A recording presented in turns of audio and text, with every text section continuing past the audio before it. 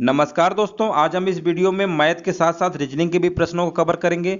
और दोस्तों इसमें जो हमने क्वेश्चन मैथ के लिया हुआ है ये प्रारंभिक अंकगणित के हैं, जिसमें से आपके 5 नंबर के आने हैं और 5 नंबर की रीजनिंग भी आनी है। आपके सिलेबस के अकॉर्डिंग प्रश्नों को लेकर आए हुए हैं। चलिए दोस्तों स्टार्ट करते हैं। और आपकी स्क्रीन पर पहला प्रश्न दिख रहा होगा। एक संख्या 55 से उतनी ही बड़ी है जितनी कि वह 79 से छोटी है, संख्या ज्ञात करें।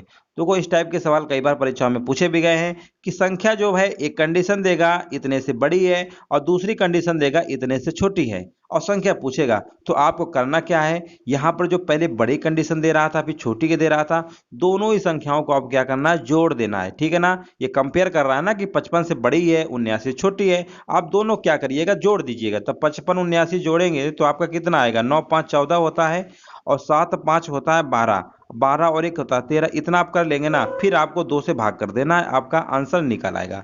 2 छक्का 12, 2 सत्ते 14। तो इसका जो राइट आंसर हो जाएगा ऑप्शन नंबर डी। तो इस लैंग्वेज में जब भी सवाल आए कि बड़ी है छोटी है, तो आपको उन दोनों को जोड़ देना है जो कंपेयर किया जा रहा था, बड़ा छोटा, और फिर 2 से भाग कर देंगे, आपका राइट आंसर आ जाएगा। उम्मीद है बात आपको समझ में आ गई होगी। आगे बढ़ते हैं क्वेश्चन नंबर दूसरा। यहाँ पर देखिए पूछा गया, निम्नलिखित संख्याओं में से कौन सी संख्या एक पूर्ण वर्ग नहीं है। पूर्ण वर्ग समझते हैं ना, जैसे हमने कहा 16 हमारी पूर्ण वर्ग है, 4 का स्क्वायर होता है 25 होता है, ठीक है ना। और इस तरीके 36 भी होता है, 49 भी होता है, ठीक है ना, 81 भी होता है। ये सारे के सारे नंबर हमारे कैसे होते हैं, पूर्ण वर्ग संख्याएं होती हैं। ठीक है ना दोस्तों, एक चीज याद रखिएगा, पूर्ण वर्ग संख्याओं की एक पहचान होती है। देखिए यहाँ पर जैसे आपको 1 दिख रहा है, 81 में, 49 में 9 दिख रहा है, 36 में 6 दिख रहा है, यहाँ पर 5 6। तो याद रखिएगा जो भी संख्या पूर्ण वर्ग संख्या होगी, ठीक है ना, होगी नहीं होगी, चलो नहीं होगी पहले हम बात कर लेते हैं। देखिए जिसके अगर इकाई का अंक यानी लास्ट डिजिट में अगर 2 दिख जाता है, आपको 3 दिख जाता है, या 7 दिख जाता है, या 8, ठीक है ना, ये कभी भी जीवन में कभी भी याद रखिएगा, ये कभी पूर्ण वर्ग संख्याएं हो ही नहीं सकती हैं। अगर जिसके अगर आखिरी में अंक आपको 2 3 7 8 दिख जाए, वो कभी पूर्ण वर्ग संख्या नहीं होती है। अब देखो जितनी भी पूर्ण वर्ग संख्याएं होती हैं, यहाँ पर आपको 6 देखने को मिल रहा है, यहाँ पर 5, यहाँ पर 9, इसी तरीके से आपको नंबर मिलेंगे। लेकिन लास्ट डिजिट आखिरी का अंक, इकाई का अंक आपको 2 3 7 8 देखने को नहीं मिलेगा। तो सीधे से याद रखिए, अगर किसी संख्या के अगर आखिरी अंक 2 3 7 8 अगर आपको दिख जाता है, वो पूर्ण वर्ग संख्या नहीं होगी। तो यहां पर देखिए ऑप्शन नंबर डी आपको दिख रहा है। ऑप्शन नंबर डी आपको दिख रहा है ना, लास्ट में 2 है, इसका मतलब ये पूर्ण वर्ग संख्या नहीं होगी। अब प्रश्न में नहीं वाला पूछा गया, ऑप्शन नंबर डी को टिक कर देंगे। सिंपल है, कोई ज्यादा इसमें आपको दिमाग नहीं लगाना है। इसके अलावा जो और नंबर बचते हैं आपके, 0 बचता है, 1 बचता है, 5 6 9, ये हमारे पूर्ण वर्ग संख्याएं हो भी सकती हैं और नहीं भी हो सकती है। ऐसा आप बिल्कुल दिमाग में मत रखिएगा कि इसके अलावा जो संख्याएं बचेंगी वो पूर्ण वर्ग ही होती हैं। अब देखो यहाँ पर मान लो 25 में 25 होता है, अब हम कह देंगे 55, यहाँ भी तो लास्ट 5 आया, तो ये तो पूर्ण वर्ग है नहीं। तो ऐसा नहीं है। हमें हमें देखो इतना याद रखना है कि 2 3 7 8 अगर दिखता है वो पूर्ण वर्ग नहीं होगा। इसके अलावा जो भी अंक बचते हैं वो पूर्ण वर्ग हो भी सकते हैं और नहीं भी हो सकते हैं, दोनों कंडीशन है, याद रखिएगा। ठीक है, चलिए आगे बढ़ते हैं। और यहाँ पर देखिए सिंप्लीफिकेशन का आ गया है सवाल, इसका आंसर बताइए क्या होगा। देखिए बहुत ही सिंपल सवाल होता है, बॉड मास के रूल से लगाए जाते हैं सवाल। यहाँ पर लिखा हुआ है 42 माइनस 2 भी ब्रैकेट में लिखा हुआ है। तो सबसे पहले बॉड मास के रूल अगर आप लोगों ने पढ़ा होगा तो सबसे पहले ब्रैकेट वाले को सॉल्व करेंगे। ब्रैकेट के बाद उसमें भी हमारा रूल है कि ब्रैकेट के बाद फिर क्या आता है, बी ओ डी, यानी डिवीजन वाला। अब डिवीजन को पहले सॉल्व कर लेते हैं। 4 का भाग इसमें देंगे 16 में, तो होता 4 चौको 16 होता है ना। तो 4 चौको 16, यानी इसकी जगह हमारा कितना आ जाएगा, इसकी जगह हमारा आ जाएगा 4। अब आगे लिखा है 4 गुणे 3, यानी गुणा हो जाएगा, 4 3 12, ठीक है ना। यहाँ पर आ जाएगा 12, यानी यहाँ पे आ जाएगा 12। यहाँ पर लिख दे रहे हैं 42 माइनस 2, इस तरीके से थोड़ा सा सॉल्व कर दे रहे हैं 25। अब प्लस यहाँ पे आएगा 12, ताकि बाकी लोगों को भी समझ में आ जाए। और यहाँ पर 12 समझ गए ना, 4 गुणे 3 करेंगे ना, 12 आएगा। अब माइनस है ना, 4 चौको 16, इस तरीके से कर देंगे। अब प्लस का 5, ठीक है। अब देखो यहाँ पर 42 माइनस 2 ऐसे रहने दो, इनको पहले सॉल्व कर लो। 25 और 12 कितना होता है, तो 25 10 35 और 2 होता है 37। 37 में से 16 को फिर माइनस करेंगे तो आपका आएगा 7 में 6 गए 1, यानी कितना आ जाएगा आपका 21 आ जाएगा। यानी ये आपका 21 आ जाएगा। यहाँ पर आगे है आपका प्लस, ठीक है ना। अब यहाँ पर देखिए 2 गुणे 21 का फिर गुणा करना पड़ेगा ना, तो 42 आएगा। ये माइनस का 42 हो गया, प्लस का 42 कैंसिल हो गया, तो रिजल्ट आपका आएगा 5, यानी इसका जो राइट आंसर होगा ऑप्शन नंबर डी के साथ जाएगा, 5 हो जाएगा, 5 नंबर। ठीक है ना। चलिए बात आपको समझ में आ गई होगी। आगे बढ़ते हैं क्वेश्चन नंबर 4। इस टाइप का भी सवाल शायद हमने कल की वीडियो पे कराया था। यहाँ पर देखिए जब 0.3535 ये रिपीटेशन हो रहा है, 35 रिपीटेशन हो रहा है, 2 डिजिट रिपीटेशन करता है, तो इसको आप ऐसे भी ले सकते हैं 3 5 की पावर बार। जब बार लगा होता है, 2 नंबर में बार लगा हुआ है, 2 नंबर के रिपीटेशन हो रहा है, तो पहले आप नंबर को लिखेंगे 35 जो लिखा है, और यहाँ पर एक बार में 9 बढ़ता है, 2 नंबर रिपीटेशन हो रहा है, यानी 2 बार ऐसे 9 बढ़ा देते हैं। ठीक है ना। चलिए 35/99, बस यही हो गया इसका आंसर। अब तो कैसे ये कट रहा है, क्या कटेगा ही नहीं, तो ऑप्शन नंबर ए जो होगा इसका राइट आंसर हो जाएगा। आगे बढ़ते हैं क्वेश्चन नंबर 5। यहाँ पर देखिए लिखा हुआ है 5 संख्याएं जिनका औसत 105 है, उनमें से पहली संख्या अन्य 4 संख्याओं के योग का 2/5 गुना है, तो पहली संख्या कितनी होगी। अब देखो ऐसे सवालों को आप डायरेक्ट लगा सकते हैं ऐसे ही। 5 संख्या हैं जिनका औसत 105 है, इनका अगर हम योगफल निकाल लें टोटल संख्याओं कितना होगा, तो आप कहेंगे 5 गुणे 105 कर दीजिए। योग का मतलब ही होता है औसत गुणे कुल संख्याओं की संख्या। तो यहाँ पर कुल कितनी संख्या है, 5 है, औसत में गुणा कर देंगे, योग निकल आएगा, यानी टोटल पांचों संख्याओं का योग कितना आएगा, 25 और यहाँ पर 525, ये आ गया टोटल योग। यानी जितनी भी 5 संख्याएं हमारी होंगी सबको जोड़ेंगे तो आपका रिजल्ट आएगा 525। अब यहाँ पर इन्होंने बोला है कि पहली संख्या में बताना है। एक चीज और यहाँ पर लिखा हुआ है कि पहली जो संख्या है अन्य 4 संख्याओं के योग का 2/5 गुना है, यानी जो पहली संख्या है, यहाँ पर जो 4 संख्या है मान लेते हैं, जो चारों संख्या है मिलाने के बाद सेकंड मान लो, थर्ड मान लो, और इस तरीके जो भी संख्या है, मतलब 5 है ना, एक यहाँ पे होगी, बाकी कितनी बची, यानी शेष संख्या 4 बचेंगी। ठीक है ना। शेष संख्या 4 बचेंगी। तो बोला है कि पहली जो संख्या है 4 संख्याओं के योग का 2/5 गुना है, यानी जो पहली संख्या है इसका 2/5 गुना है। तो हम अगर इसका उल्टा कर दें, पहली संख्या का अगर हम 5/2 गुना कर दें, तो चौथी संख्याओं का योग तो निकल ही आएगा। ये चीज तो आप समझते हो, रिवर्स हो जाता है ना उल्टा। जैसे हमने कहा 10 का दुगुना, 10 का दुगुना होता है 20, 10 का दुगुना क्या होता है 20। अब दुगुना यानी दुगुना का आधा उल्टा करेंगे 1/2, 1/2 यानी 20 का आधा भी तो 10 होता है ना, वही चीज है। तो देखो यहाँ पर बोला है ना पहली संख्या जो है 4 संख्याओं का योग का 2/5 है, तो अब हम ऐसा कह सकते हैं कि पहली संख्या का अगर हम 5/2 गुना कर दें तो चौथी संख्या जो है उनका योगफल निकल आएगा, चारों संख्याओं का जो बाकी शेष बची हुई है।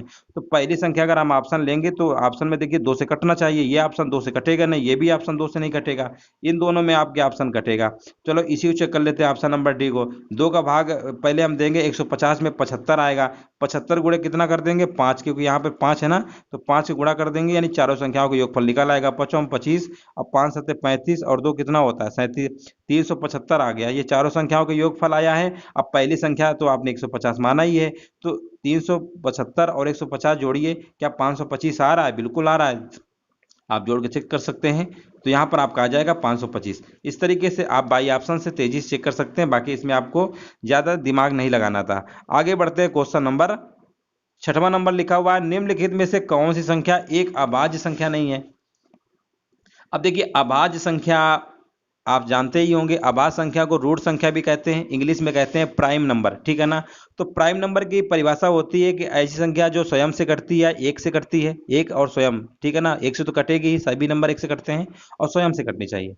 या इसकी दूसरी परिभाषा होती है ऐसी संख्या जिसके केवल 2 ही गुणनखंड पॉसिबल हो, 2 ही फैक्टर संभव हो, तो वो भी हमारा क्या होता है, अभाज्य संख्या होता है। जैसे 2 के 2 ही फैक्टर होते हैं, 2 गुणे 1, 3 के होते हैं 3 गुणे 1, ये होते हैं अभाज्य संख्या की परिभाषा।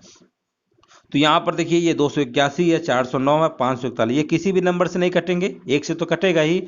और ये जो 541 लिखा हुआ है ना, ये 541 से ही कटेगा, 281 से कटेगा, 409 से कटेगा, लेकिन 437 जो लिखा हुआ है ये आपका 19 से कट जा रहा है। चाहो तो देख सकते हो चेक करके, 19 दूनी कितना होता है 38 होता है, 13 में 8 घटाएंगे 5, 19 त्रिका 57, ये संख्या 19 से कट जाती है, इसीलिए ये हमारी संख्या अभाज्य नहीं होगी। बाकी सारी संख्याएं हमारी ABC क्या है, अभाज्य हैं। प्रश्न में पूछा गया था नहीं है, तो ऑप्शन नंबर डी के साथ इसका आंसर चला जाएगा। अब हम बढ़ते हैं क्वेश्चन नंबर 7। 2343 को 38 से विभाजित करने पर भागफल क्या होगा। बहुत ही सिंपल है, आपको देखिए भागफल से मतलब है यहाँ पर 38 से ऐसे भाग कर दीजिएगा 2143 में। ठीक है ना।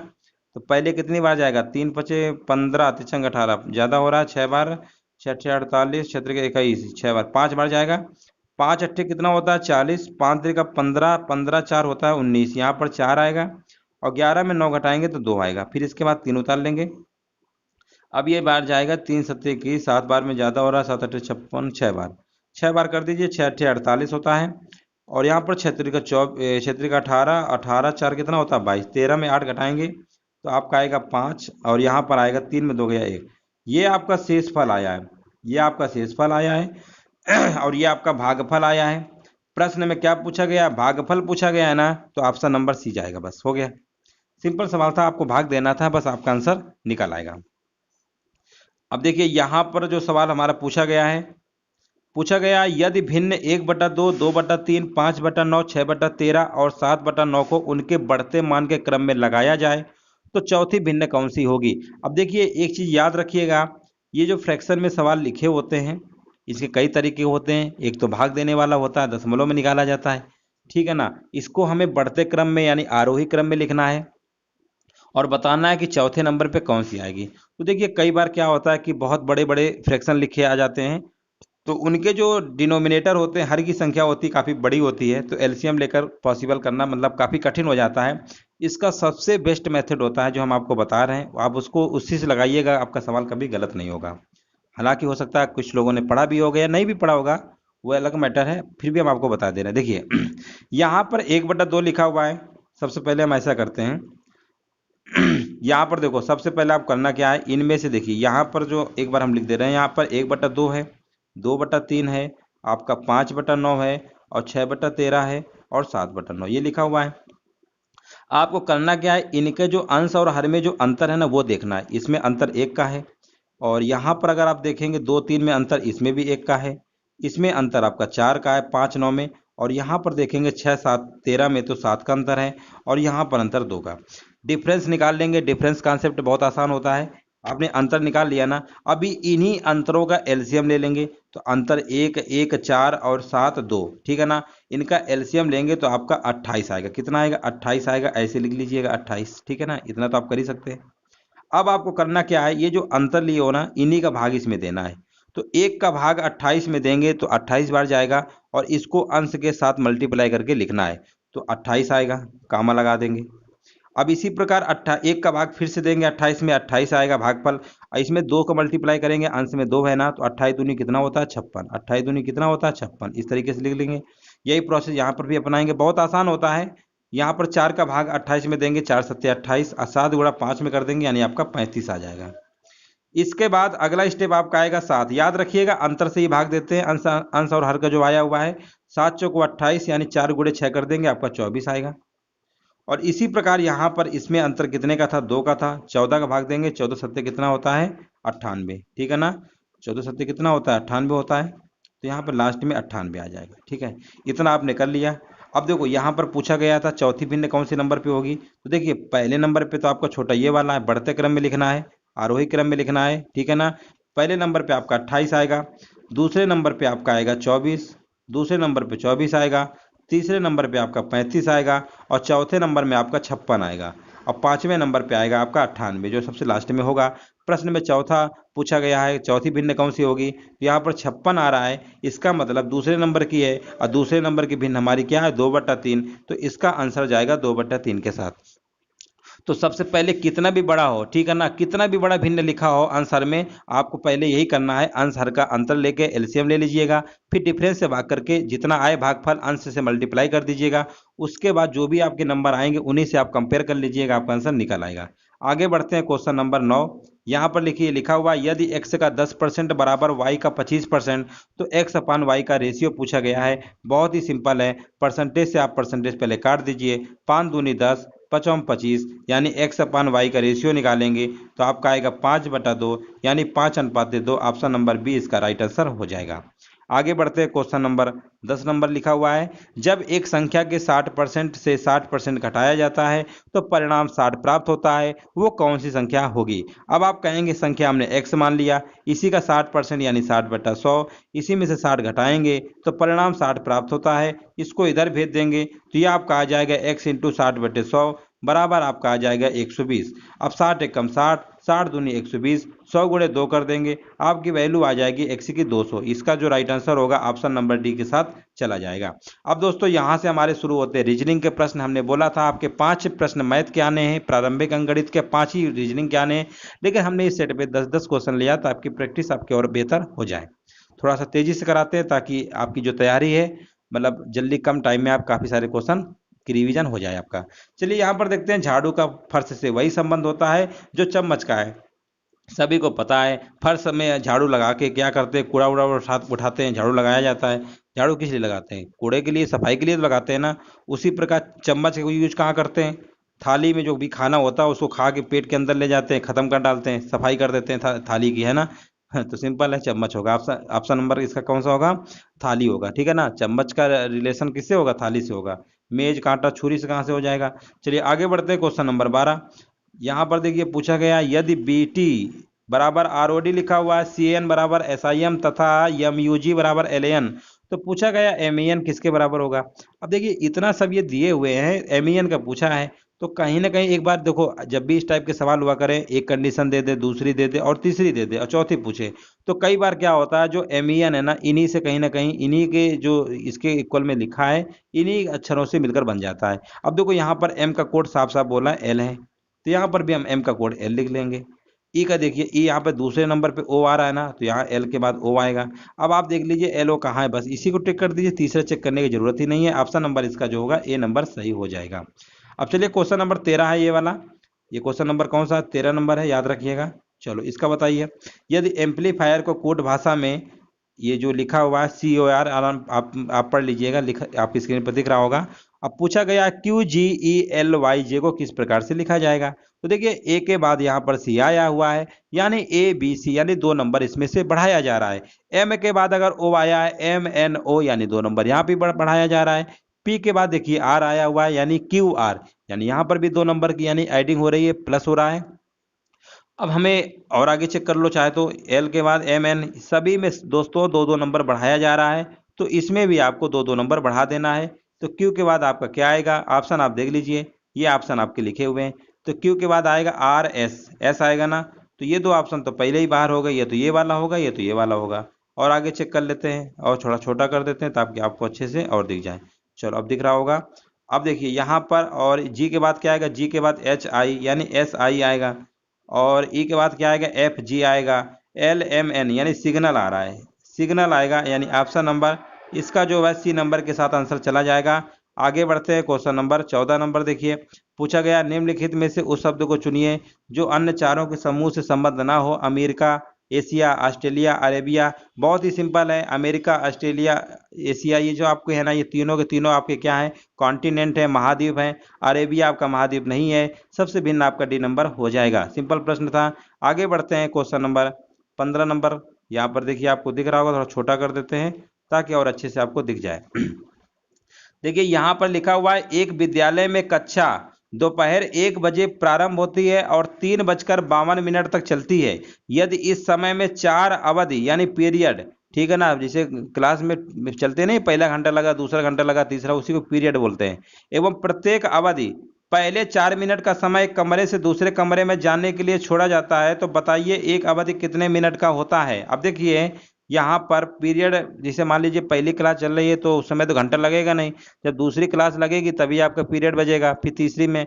तो कुल मिला के देखा जाए तो यहाँ पर हर हर अगर पीरियड पे 4 मिनट का समय लग रहा है, तो टोटल आपके कितने कितने यहाँ पर लिखा हुआ 4 अवधि। तो 4 अवधि में सिर्फ आपके 3 ही बार ऐसा होगा, क्योंकि पहली बार तो बजेगा नहीं, पहली क्लास तो आपकी चली रही होगी, स्टार्ट हो जाएगी, ठीक है ना। जब दूसरी क्लास होगी तब बचता है पीरियड। तो यहाँ पर देखिए, यहाँ पर जो लिखा हुआ है ना 4 मिनट का एक कमरे से दूसरे कमरे में, यानी पहले तो आप एक कमरे में बैठ पढ़ रहे होंगे, जब इसके बाद दूसरे कमरे में जाएंगे तभी तो आपका एक बार काउंट होगा ना, यानी दूसरे कमरे में, तो एक कम हो जाएगा। तो कुल मिला के आप ऐसे समझ लीजिए 4-4 मिनट का समय आपका बर्बाद जो होगा वो 4 पीरियड में ना बर्बाद होकर 3 पीरियड में बर्बाद होगा।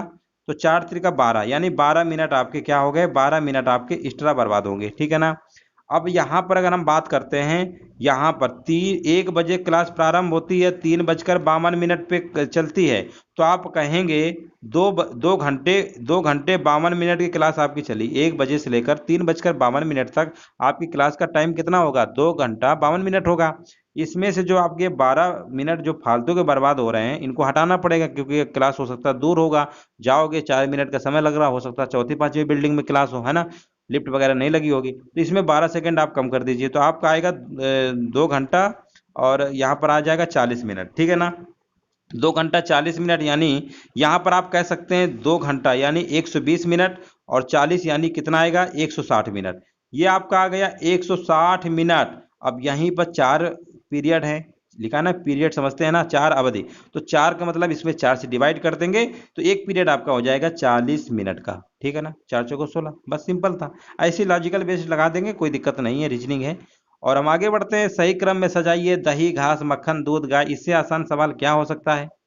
पहले क्या होगा बताइए? पहले गाय होगी, गैया होगी, इसके बाद घास खाएगी वो, घास खाने के बाद फिर क्या होगा? दूध देगी, दूध से फिर क्या होगा? दूध से फिर क्या होगा? दही बनता है, दही से मक्खन बनता है, ठीक है ना। ऑप्शन नंबर ए ही इसका राइट आंसर हो जाएगा, सिंपल सवाल था। आगे बढ़ते हैं, और यहाँ पर देखिए पूछा गया P Q R S T की अलग अलग लंबाइयां हैं। आर टी से लंबा है परंतु पी से छोटा है, एस क्यू से लंबा है परंतु टी से छोटा है, इनमें से सबसे लंबा कौन सा है? अब देखो P Q R S T की बात हो रही है, कोई दिक्कत नहीं है।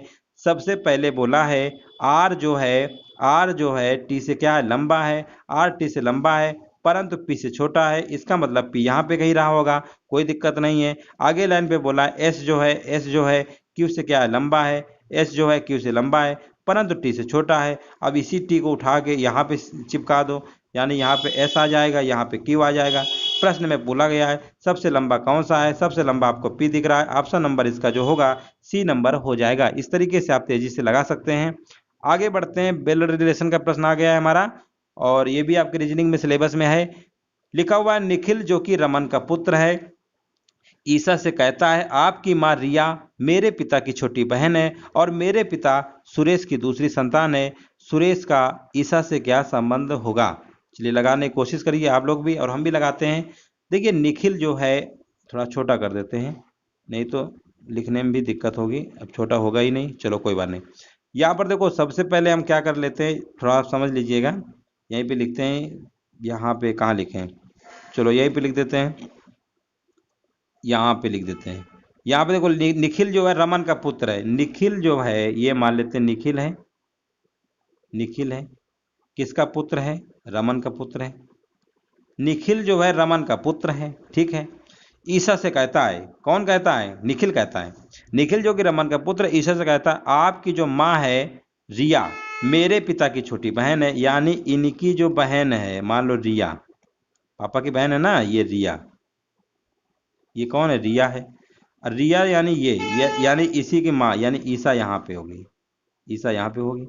तो कहता है आपकी जो माँ रिया है मेरे पिता की छोटी बहन है, यानी ये भाई बहन है, ये आपस में क्या है? भाई बहन है, भाई बहन है। और मेरे पिता सुरेश की दूसरी संतान है, यानी ये सुरेश की दूसरी संतान है। सुरेश यहाँ कहीं होंगे, सुरेश यहाँ कहीं होंगे। इनकी एक संतान मान लेते हैं, ये रिया रही होंगी पहली, और दूसरे नंबर पर रहेंगे रमन। तो वही तो बोले ना कि मेरे पिता सुरेश की दूसरी संतान है। तो प्रश्न में बोला गया सुरेश का ईसा से क्या संबंध है? अच्छा बताओ, ये क्या है? ये इनकी मम्मी है। मम्मी मम्मी के पापा क्या होते हैं? नाना होते हैं ना, बस। Option number D. ये कोई प्रश्न है? इतना आसान सवाल था। चलो आगे बढ़ते हैं। यहाँ पर बताइए इनमें सबसे भिन्न हमारा कौन सा है? ऑप्शन हमारे दिए गए हैं। ए नंबर 5 125, 4 32, 3 27, 2 8। सबसे भिन्न आपको बताना है कौन सा होगा। आप कहेंगे 5 का क्यूब होता है 125, ये तो 5 का क्यूब होता है। 3 का क्यूब भी 27 होता है। 2 का क्यूब, क्यूब समझते हैं ना, 2 की पावर 3, इसका मतलब ये होता है क्यूब, यानी ये भी 8 होता है। 3 की पावर 3 27 होता है। 5 की पावर 3 125 होता है। लेकिन 4 की पावर 3 तो 64 होना चाहिए, यहाँ पर 32 लिखा हुआ है। इसका मतलब सबसे भिन्न हमारा ऑप्शन नंबर बी के साथ इसका आंसर चला जाएगा। दोस्तों ये लास्ट प्रश्न है 20 नंबर, आपको इसका आंसर देना है। पहले आप पढ़ लीजिए। कथन दिए गए हैं, कथन स्वतंत्र कारण हो सकते हैं, कारणों से परिणाम हो सकते हैं, और दोनों कथनों को पढ़िए, तय कीजिए कि कौन सा चुनाव उपयुक्त के भी संबंध दिखाता है। चलो 20 नंबर है, पहले तो आप अच्छे से पढ़ लीजिए। कथन लिखा हुआ है पिछले कुछ वर्षों से मध्यम वर्गीय समाज के जीवन स्तर में वृद्धि देखने को मिली है। अब देखो पिछले कुछ वर्षों में मध्यम वर्गीय जो समाज है ना, उनके जीवन स्तर में क्या देखने को मिली? वृद्धि देखने को मिली है। कथन है, हाल ही के वर्षों में भारतीय अर्थव्यवस्था एवं लोगों की आय में उल्लेखनीय वृद्धि हुई है। देखो, यहाँ पर जब लोगों की आय, अर्थव्यवस्था सुधरेगी तो जीवन स्तर में भी वृद्धि होगी। तो कहने का मतलब इसका जो हुआ है, ये इसका किस वजह से हुआ है? तो आप कहेंगे ये इसका क्या है?